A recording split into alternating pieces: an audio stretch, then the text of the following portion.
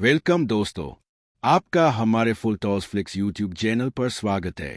आज हम लोग एक जबरदस्त इंजीनियरिंग के मार्वेल को समझेंगे 3D एनिमेशन की हेल्प से, जो आपको बहुत प्राउड फील करवाएगा। और इस मार्वेल का नाम है आईएनएस विक्रांत। सबसे पहले थोड़ा बैकग्राउंड। आईएनएस विक्रांत भारत का पहला स्वदेशी एयरक्राफ्ट कैरियर है, एक ऐसी स्तरीय शक्ति जो अपने एडवांस सिस्टम और इंजीनियरिंग से दुनिया को प्रभावित करता है। इसका नाम विक्रांत है, जो एक संस्कृत का वर्ड है और इसका मतलब है विजयी। 2022 में कमीशन होने के बाद यह कैरियर भारत की नेवल कैपेबिलिटीज में एक नया चैप्टर ले आया। आईएनएस विक्रांत का डिजाइन और स्ट्रक्चर देखने में काफी इंप्रेसिव है। इसकी ओवरऑल लेंथ 262 मीटर्स की है और जब यह फुल लोडेड होता है तो यह लगभग 45,000 टन्स ऑफ वाटर को डिस्प्लेस करता है।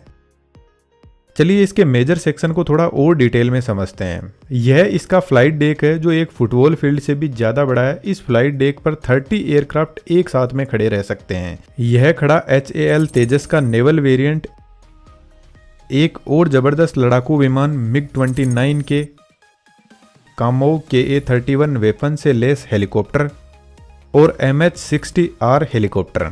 यहाँ से फाइटर जेट टेक ऑफ और लैंड करते हैं। विक्रांत का flight deck sky jump ramp को यूज करता है ताकि एयरक्राफ्ट शॉर्ट डिस्टेंस से टेक ऑफ कर सके। फाइटर प्लेन इन 2 पॉइंट से उड़ान भर सकता है। यह वाली येलो लाइन शॉर्ट डिस्टेंस की है, तो जब कोई फाइटर प्लेन यहाँ से टेक ऑफ करेगा तो सबसे पहले अपनी पूरी पावर के साथ में इंजन को स्टार्ट करेगा। और इसके टायर पर आप देखो, यहाँ पर सपोर्ट लगे रहते हैं जो प्लेन को पकड़ कर रखते हैं। जब इंजन अपनी पूरी पावर पर ऑन हो जाता है और जबरदस्त फोर्स इन सपोर्ट पर लगने लगता है तो यह सपोर्ट सडनली एकदम नीचे हो जाता है और प्लेन अपनी पूरी पावर के साथ में इस डेक पर रन करते हुए उड़ान भरेगा। इस पॉइंट से थोड़ी लंबी दूरी मिल जाती है तो ज्यादा पावर प्लेन को नहीं लगानी पड़ती है।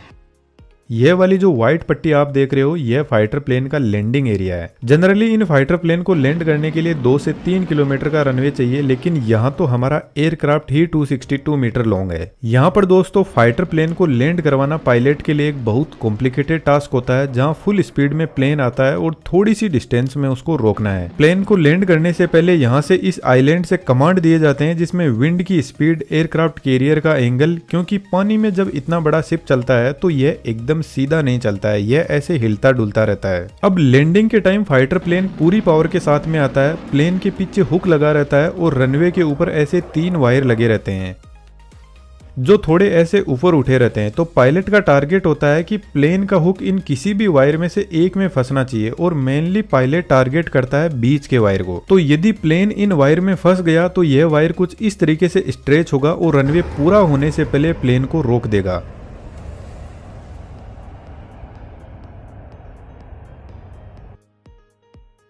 और बाय चांस यदि प्लेन नहीं फंसता है तो पायलट इतनी पावर के साथ में प्लेन को लेकर आता है कि वापस लेकर उड़ जाता है और दूसरा अटेम्प्ट लिया जाता है। यहाँ पर डेक के नीचे हाइड्रोलिक सिस्टम लगा रहता है जो इस वायर को कंट्रोल करता है एयरक्राफ्ट को रोकने के लिए। और हेलीकॉप्टर तो आराम से उड़ जाते हैं और वापस बैठ जाते हैं, तो इनको तो बस 2 गज जमीन चाहिए।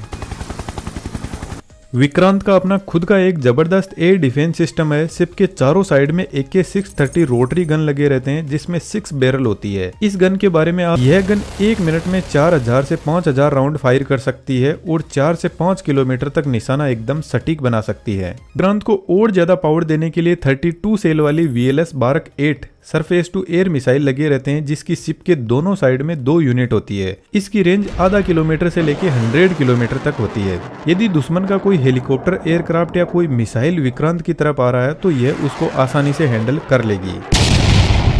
अब इतना बड़ा पावरफुल शिप है, 23,000 करोड़ की लागत से बनाया, तो इसको सेफ रखना भी बहुत ज्यादा जरूरी है। तो फिर विक्रांत में लगाए गए सेल्फ डिफेंस सिस्टम, जिसको कवच बोलते हैं, यह एक एंटी मिसाइल सिस्टम है। यहाँ जो शिप का रडार सिस्टम लगा रहता है यह इससे कनेक्टेड रहता है और जब भी कोई मिसाइल विक्रांत की तरफ आती है तो कवच एक्टिवेट होता है और चाप कैनिस्टर लॉन्च करता है और यह कैनिस्टर हवा में जाकर कुछ ऐसे बादल बना देगा मेटल कोटेड फाइबर और एल्यूमिनियम के, जिससे मल्टीपल रडार सिग्नल जनरेट होंगे और मिसाइल को समझ ही नहीं आएगा कि टारगेट है कहां पर और उसको कहीं पर गड्ढे में ले जाकर डाल दिया जाता है। विक्रांत के पास में जबरदस्त डीआरडीओ का बनाया हुआ शक्ति इलेक्ट्रॉनिक वारफेयर इलेक्ट्रॉनिक सूट है जो विक्रांत को एनी टाइम प्रोटेक्शन प्रोवाइड करके रखता है। यह एक तरीके से अपने आसपास में एक लेयर बना के रखता है जिसमें दुश्मन का कोई भी रडार सिग्नल आता है या कोई भी किसी भी टाइप का इलेक्ट्रॉनिक सिग्नल है तो यह उसको हाई एक्यूरेसी के साथ में पकड़ लेता है। तो बाहर की साइड में कोई भी इलेक्ट्रॉनिक सिग्नल या कोई भी डिस्टरबेंस होता है तो यह उसको आसानी से डिकोड कर लेगा और फिर उसी के हिसाब से एक्शन लिया जाता है कि मिसाइल लॉन्च करना है या फिर गन से ही काम चल जाएगा। अब यह तो बात हो गई हवा की, लेकिन जो हवा के सिग्नल होते हैं वह पानी में काम नहीं करते हैं। जैसे जीपीएस, रडार, इनके सिग्नल पानी में एकदम यूजलेस है। तो फिर जब कोई अंडर वाटर अटैक करता है तो उसके लिए विक्रांत यूज करता है Maareech advance torpedo defence system, जिसको डीआरडीओ ने बनाया है। इसमें सोनार टेक्नोलॉजी होती है जो पानी के अंदर सिग्नल्स को भेज भी सकती है और सिग्नल आ रहे हैं उनको रीड भी कर सकती है। अब पानी में आपको पता है सबमरीन होती है और यह भाई साहब साइलेंट अटैकर होता है और सबमरीन लॉन्च करती है टोरपीडो जो अंडर वाटर मिसाइल होते हैं। तो विक्रांत का Maareech advance torpedo defence system पहले तो अपने सोनार सिग्नल से दूर से ही टोरपीडो को डिटेक्ट कर लेगा, फिर लॉन्च करेगा डेकोई। यह शिप से काफी दूर चले जाते हैं और एक रस्सी से बंधे रहते हैं और फिर इस पोजीशन से सोनार वेव क्रिएट करता है जैसे शिप यहीं पे खड़ा है और विक्रांत अपने आसपास में जेमर्स की हेल्प से सभी सिग्नल को ब्लॉक कर देगा जैसे यहाँ पर कुछ है ही नहीं। यदि आपको पता हो तो कुछ एग्जाम सेंटर में एग्जाम से पहले जेमर लगाए जाते हैं। जेमर सभी एयर सिग्नल को ब्लॉक कर देते हैं और इस कंडीशन में यदि आप मोबाइल टावर के नीचे भी खड़े हो तो आपके फोन में कोई सिग्नल नहीं आएगा। कुछ ऐसा ही सिस्टम विक्रांत यूज करता है। अब आप खुद सोचो कि विक्रांत को अपने खुद के गन्स, मिसाइल, कवच सिस्टम, हेलीकॉप्टर, फाइटर प्लेन, इन सब से तो अपना कनेक्शन बनाकर रखना ही है। बाकी बाहर से जो आने वाले हैं उन पर भी पूरी नजर रखनी है।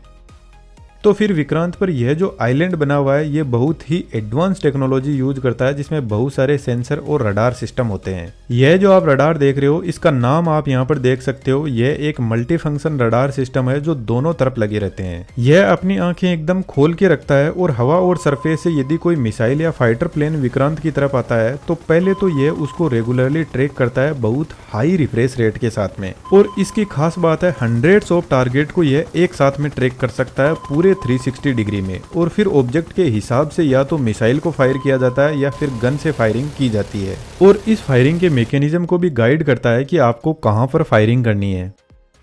यहाँ पर यह जो रडार देख रहे हो जो घूमता रहता है यह लॉन्ग रेंज रडार होता है जो 400 किलोमीटर की रेंज तक एयरक्राफ्ट या ड्रोन को ट्रैक कर सकता है। तो सबसे पहले यह अर्ली वार्निंग दे देता है कि भैया कुछ आ रहा है, अपने सिस्टम को एक्टिवेट कर लो। इस रडार का नाम टेकन है। यह बेसिकली जो हेलीकॉप्टर और फाइटर प्लेन है उनको विक्रांत पर लैंड करने में हेल्प करता है क्योंकि शिप पानी में एकदम सीधा नहीं चलता है, ऐसे हिलता डुलता रहता है। तो यह एयरक्राफ्ट और फाइटर प्लेन के बीच में दूरी बताता है और एंगल बताता रहता है ताकि पायलट सही से लैंड कर सके। यह जो छोटा सा रडार है जो गोल गोल घूम रहा है यह मरीन रडार होते हैं जो शिप में एक्यूरेट रास्ता दिखाते हैं चलने के लिए। यहाँ पर सैटेलाइट कम्युनिकेशन के लिए सेटकॉम लगे रहते हैं, इंटरनेट कनेक्टिविटी और कम्युनिकेशन के लिए। इसके बाद में यहाँ पे एक और पावरफुल कम्युनिकेशन सिस्टम लगा रहता है BELACCS जो मल्टीपल फ्रीक्वेंसी को यूज में लेकर शिप टू एयर और कोस्ट पर कम्युनिकेशन करने के काम आता है। अब यह जो आइलैंड होता है इसको एविएशन कॉम्प्लेक्स बोलते हैं जिसमें यहाँ से कमांड दिए जाते हैं। इसके आसपास में इसके खुद के एयरक्राफ्ट और हेलीकॉप्टर से उनको लैंड करवाने के लिए कमांड देना और इस लैंडिंग एरिया का कंट्रोल भी यहीं से किया जाता है।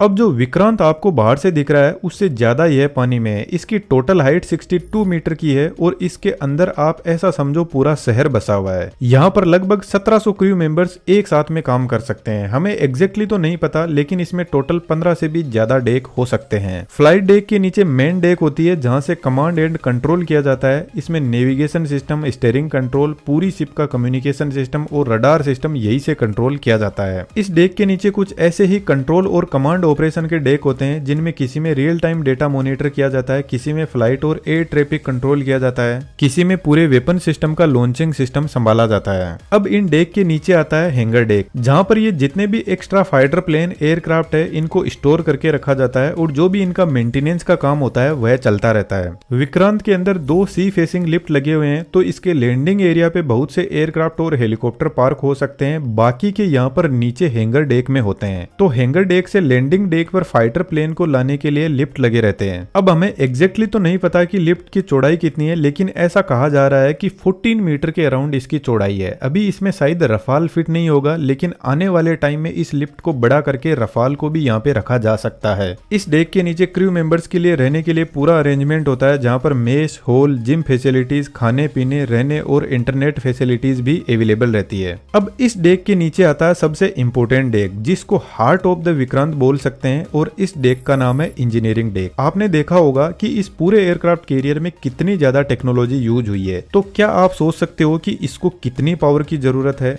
और इसका पावर हाउस इसका इंजीनियरिंग डेक ही है। यहाँ पर सुपर पावरफुल इंजन लगे रहते हैं जो बहुत ज्यादा एडवांस टेक्नोलॉजी यूज करते हैं, जिसमें इसके पावरफुल इंजन, इलेक्ट्रिसिटी जनरेट करने के लिए पावरफुल जनरेटर और प्रोपेलर सिस्टम को रन करने के लिए एक एडवांस सिस्टम भी यूज होता है। और इस सिस्टम को समझने के लिए एक सेपरेट वीडियो की जरूरत होगी, यहाँ पे डिस्कस करेंगे तो काफी ज्यादा लेंथी वीडियो हो जाएगा। लेकिन एक फन फैक्ट मैं आपको विक्रांत के बारे में बताना चाहूंगा। विक्रांत की टेक्नोलॉजी इतने एडवांस और पावरफुल है कि इसकी मैन्युफैक्चरिंग स्टार्ट हुई थी 2009 में। इसको पूरे 13 साल लगे इंडियन आर्मी की जरूरत के हिसाब से बनाने के लिए। अब इसका आधा कारनामा तो हमने देख लिया, आधा हम डिस्कस करेंगे नेक्स्ट वीडियो में। यदि चैनल को सब्सक्राइब कीजिएगा और कमेंट सेक्शन में हमें जरूर से बताइएगा कि आपका फेवरेट सेक्शन कौन सा था। मिलते हैं नेक्स्ट वीडियो में। जय हिंद, जय भारत।